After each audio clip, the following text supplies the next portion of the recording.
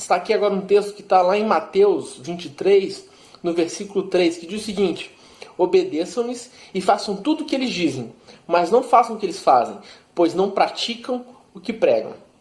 Então Jesus nesse texto está dizendo assim: façam o que eles dizem, mas não façam o que eles fazem.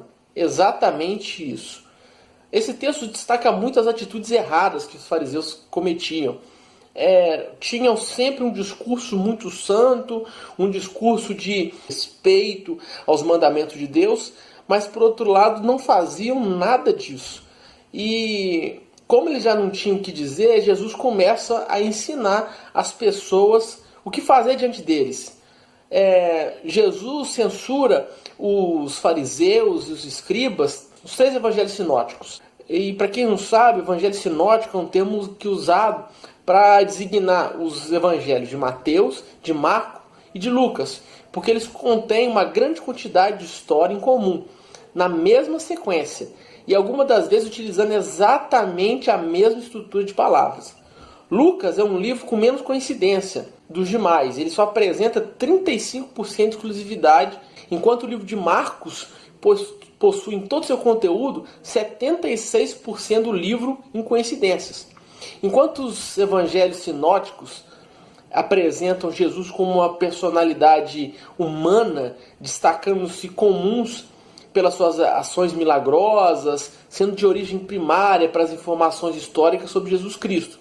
Já o Evangelho de João descreve um Jesus como Messias, como um caráter divino que traz redenção absoluta para o mundo. Então, você tem todos os 3, nos evangelhos sinóticos, essa censura sobre os fariseus, mas apenas em Mateus destaca com profundidade o que os fariseus faziam. Então, eu quero chamar a atenção que está lá no 23, do 13 ao 16. Primeiro ele fala o seguinte: ai de vocês, mestres da lei, fariseus, hipócritas, vocês fecham o reino dos céus diante dos homens, vocês mesmos não entram, nem deixam entrar aqueles que gostariam de fazê-lo.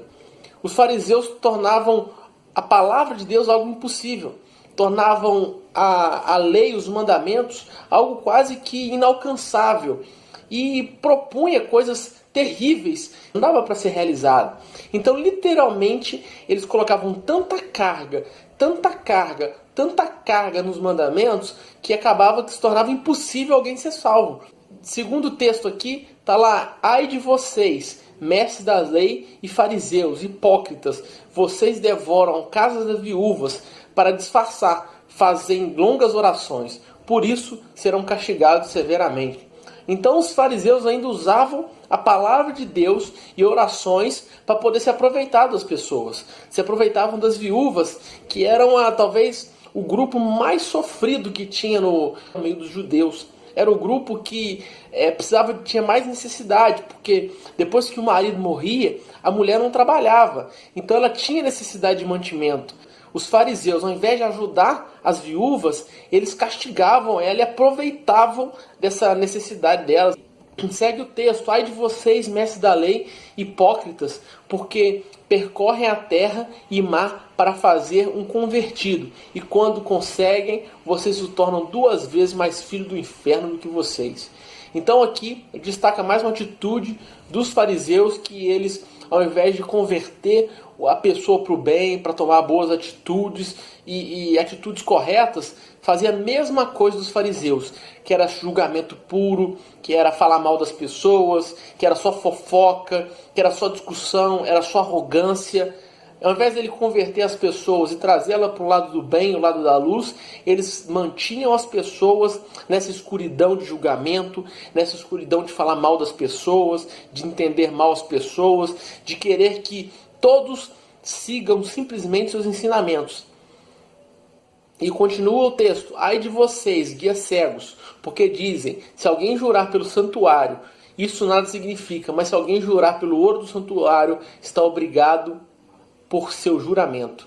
É interessante porque eles davam mais valor às riquezas do mundo, eles davam mais valor às coisas do que aquilo que era realmente sagrado, aquilo que era realmente santo. Muitas pessoas são ensinadas e são levadas a esses ensinamentos e seguem exatamente as mesmas coisas que esses fariseus. Vamos tomar muito cuidado para a gente não usar a palavra de Deus para poder impedir com que certas pessoas vão para o céu. Não vamos utilizar a palavra de Deus para poder aproveitar das outras pessoas, jamais. Não vamos usar a palavra de Deus para converter as pessoas e ao invés de transformá-las em filhas de Deus, transformá-las essas pessoas em filhas do inferno, de tão julgadoras e pessoas más e com más atitudes.